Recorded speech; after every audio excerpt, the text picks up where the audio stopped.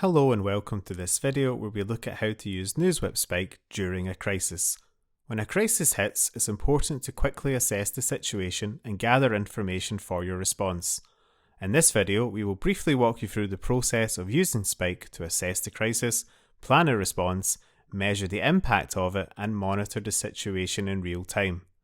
It does assume you have set up a dashboard with searches related to your crisis and have possibly received an alert that an article about your crisis has been published.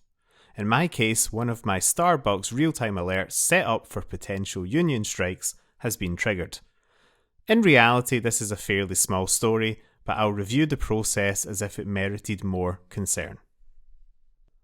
First, assess the situation quickly by using the predicted interactions metric in the article's widgets.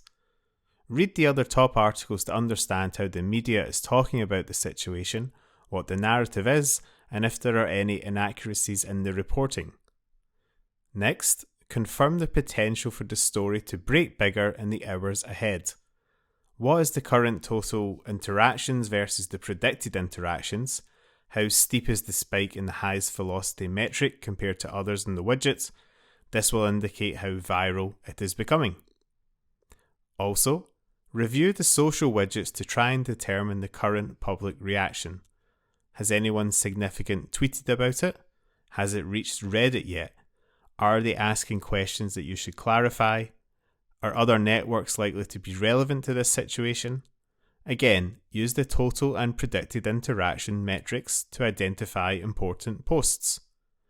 Before the next stage, you may wish to copy article information and share social posts into either an internal report or an external one for your clients to make them aware of the situation.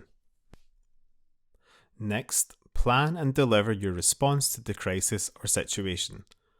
This might not involve NewsWhip Spike too much, but after assessing the situation and identifying the aspects you need to address in a statement, you could take a look at the top Offers leaderboard widget.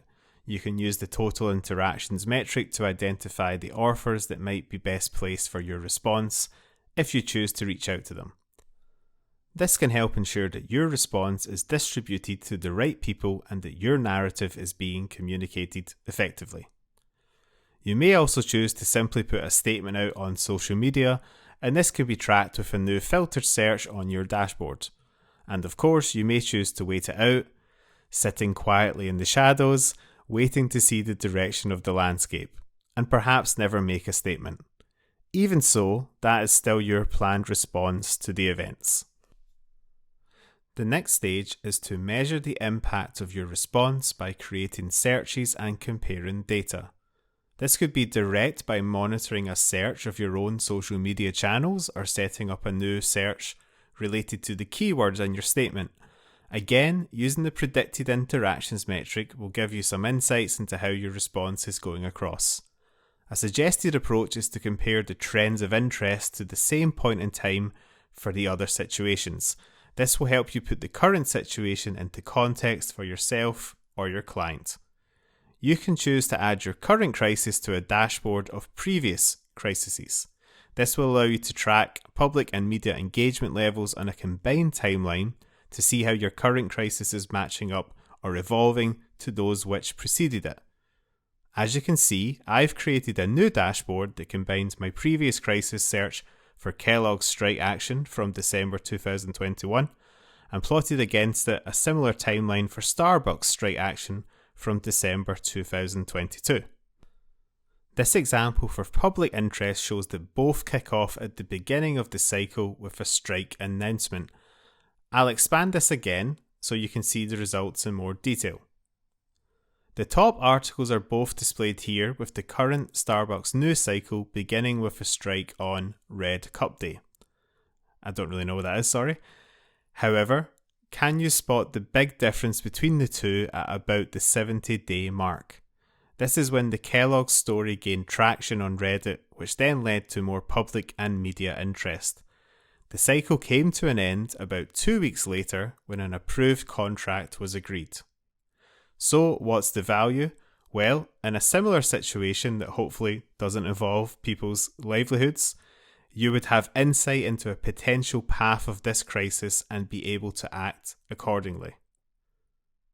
Finally, continue to monitor the aftermath of your response and generate reports. As you've seen, the life cycle of a crisis is not necessarily over after the first breaking story and planned response. Real-world events can trigger further interest or spark more media or public interest. Or the story might organically start to gain attention and traction from notable accounts or online communities. Perhaps you will find yourself saying, "And I would have gotten away with it too if it weren't for you meddling subreddits." Either way, it's wise to keep your dashboards active either by daily monitoring or the continuation of real-time alerts. As you can see, there are a lot of stages to navigate through during a crisis event. However, the preparation work beforehand should help you assess and respond quickly and efficiently, with the searches and dashboards allowing you to effectively measure and monitor the results as they happen. In the next video, we'll review the last stage of the crisis workflow, which is a reflective analysis of what occurred and how it can help you in the future. Thanks for watching.